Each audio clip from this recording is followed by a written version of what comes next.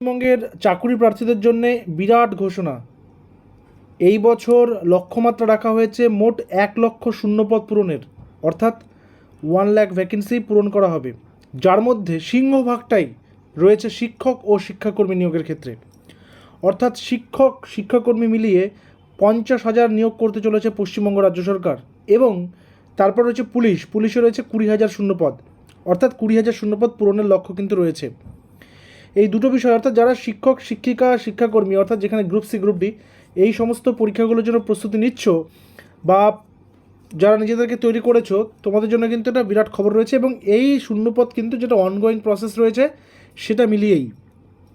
এবং তার সাথে আপার প্রাইমারি কিন্তু নতুন করে রিক্রুটমেন্ট হতে চলেছে, ঠিক আছে। আপার প্রাইমারি পরীক্ষা হতে চলেছে খুব শীঘ্রই, এবং সেটা দেখবে যেহেতু বাজেট ঘোষণা হয়ে গেল, হয়তো জুলাই মাসেই রিক্রুটমেন্টের নোটিশ চলে আসতে পারে, জুলাই অগস্টের মধ্যেই। তো আপার প্রাইমারির ভ্যাকেন্সিও এখানে রয়েছে। বিশেষ করে গুরুত্ব সহকারে যেটা বিষয় দেখার সেটা হচ্ছে 33% মহিলা সংরক্ষণ, অর্থাৎ চাকরির ক্ষেত্রে 33%, 33% ফিমেল ক্যান্ডিডেটদের জন্য রিজার্ভেশন করে দেওয়া হলো।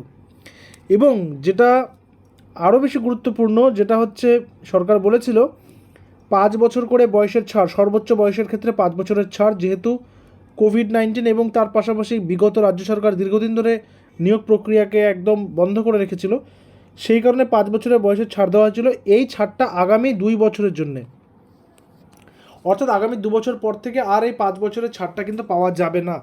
যাদের সর্বোচ্চ বয়সে পেরিয়ে যাওয়ার পর যারা 5 বছরের ছাড় নিয়ে সুযোগ পাবে, তাদের কিন্তু এই আগামী 2 বছরই সেই সুযোগটা কাজে লাগাতে পারবে।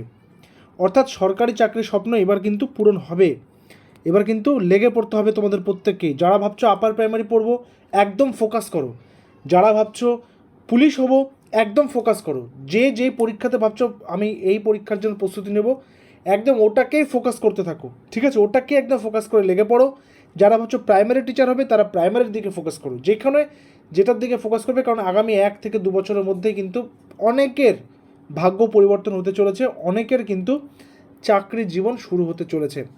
আরও বিশেষ কিছু ঘোষণা হয়েছে, যেহেতু এটা রিক্রুটমেন্টে নিয়ে ঘোষণাটা করলাম সেই জন্য বলে দিলাম যে শিক্ষাক্ষেত্রে আরও বিনিয়োগ, স্বাস্থ্যক্ষেত্রে নতুন প্রকল্প, অবকাঠামো উন্নয়ন, যুব সমাজের জন্য নতুন সুযোগ, সমস্ত কিছু কিন্তু রয়েছে। সমাজ কল্যাণমূলক যেগুলো ভাতা ছিল, যেগুলো প্রকল্প ছিল, সেগুলো চলবে। যেমন প্যারা টিচারদের ক্ষেত্রে একটা কথা বলি, প্যারা টিচারদের কিন্তু 5,000 টাকা বেতন বাড়ানো হয়েছে, 5,000+।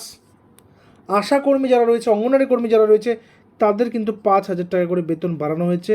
যারা রাঁধুনি রয়েছেন তাদের 1,000 টাকা করে বেতন কিন্তু বাড়ানো হয়েছে। আর বিভিন্ন খাতে বেতন কিন্তু বাড়ানো হয়েছে। তো প্যারা টিচারদের বেতন বাড়ানো এটা একটা খুবই ভালো একটা খবর। তারা অনেক কম বেতনে পড়াচ্ছিলেন এতদিন। তো যাই হোক, প্রত্যেকে একটা কথাই বলবো, নিজেরা একেবারে আদা জল খেয়ে নেমে পড়ো। শিক্ষক শিক্ষাকর্মী পুলিশ যেই সেক্টরের প্রস্তুতি নিচ্ছ, লেগে পড়ো। পিএসসিতেও কিন্তু বিপুল পরিমাণ নিয়োগ হতে চলেছে। পিএসসির ক্ষেত্রেও পিএসসি ক্লার্কশিপের যে অনগোয়িং প্রসেসটা, সেটাও ডিসেম্বরের মধ্যে কমপ্লিট হয়ে যাবে। তো সেটাও কিন্তু তোমরা নজরে রাখবে, ঠিক আছে। মিসলেনিয়াসের যারা ফর্ম ফিল আপ করেছে তারা প্রস্তুতি নিতে থাকো, মিসলেনিয়াসেরও পরীক্ষা হবে। অর্থাৎ সর্বতোভাবে বলা যেতে পারে বাজেটে নিয়োগের ক্ষেত্রে যেমন একটা দিশা দেখা যাচ্ছে, ঠিক তেমনি যারা সরকারি কর্মচারী তাদের ডিএটাও কিন্তু দেওয়া হয়েছে। তবু যদি এই বিষয়ে কারো কোনো জিজ্ঞাসা থাকে, অবশ্যই কমেন্ট সেকশনে কিন্তু জানাবে, সেগুলো নিয়ে ডিসকাস আমরা করব। দেখা হচ্ছে পরবর্তী ভিডিওতে। Till then stay connected with us. Thank you very much.